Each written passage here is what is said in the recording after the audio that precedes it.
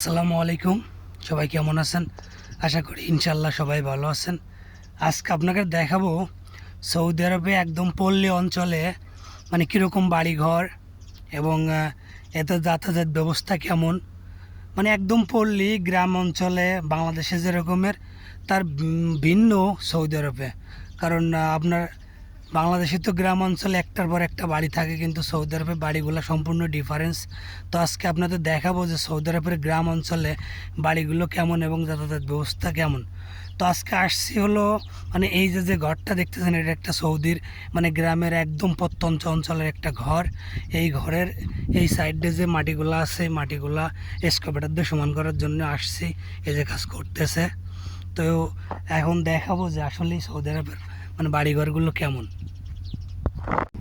এটা হলো ঢোকার যে দরজা, সৌদিদের মূল টোটাল ঘরের সেই দরজা, ওরা এখনও রয়েছে। তারপরেও আপনাদের দেখানোর জন্য যে সৌদিদের আসলে গ্রাম অঞ্চলের ঘরগুলো কেমন হয়। তো ওই যে ওই রুমই রয়েছে, আমরা কাজে আসছি তার জন্য।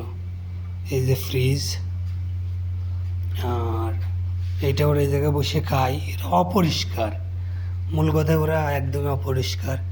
আর একটাই দরজা, শুধু এই যে দরজা, এই দরজায়। আর এটা মানে টয়লেট, মানে আরবিতে বলে হাম্মাম। আর এটাকার কিচেন, আরবিতে বলে মাতবাক। তোরা একদমই অপরিষ্কার। এই যে একটা ফ্রিজ। আর এই রুমে হলো ওরা রয়েছে, এই রুমে যেহেতু মানে জাস্ট আপনাদের দেখানোর জন্য যে কীরকম হয়। এই যে একটা ঘর, মানে এরা বাইরের থেকে ঢুকলে মানে একটাই দরজা, আর কোনো দরজা থাকে না, মানে একদম বধূ বা গ্রাম অঞ্চলেরই। আর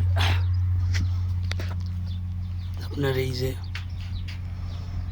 মানে ওরা ভিতরেই থাকে, ওরা কখনো বাইরেই না। সৌদির মানে যে ঘর, সে ঘরটা হলো এটা। আপনার মোটামুটি এই জায়গায় কারেন্ট আছে, মানে সব জায়গায় খাবেন আপনি। সৌদি আরব যে জায়গায় যাবেন কারেন্ট পাবেন।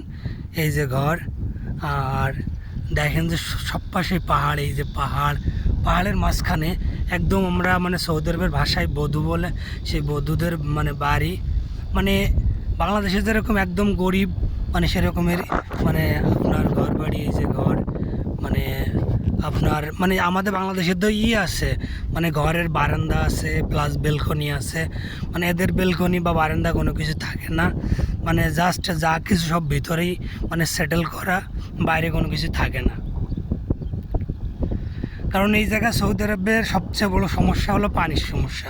তাছাড়া মোটামুটি মানে বালুর রাস্তা হোক আর যাই হোক, যেহেতু বৃষ্টি হয় না, প্লাস কাদা হয় না, তার জন্যে কোনো সমস্যা নেই। তো আপনার রাস্তাগুলো একদমই মনে করেন যে আপনার বালুর রাস্তা, তারপরেও মানে কোনো সমস্যা হয় না। দেখেন যে রোড ঘাট কোনো কিছুই নাই, শুধু পাহাড় পাহাড় আর পাহাড়, তার মাঝে এই যে এই ঘরটা।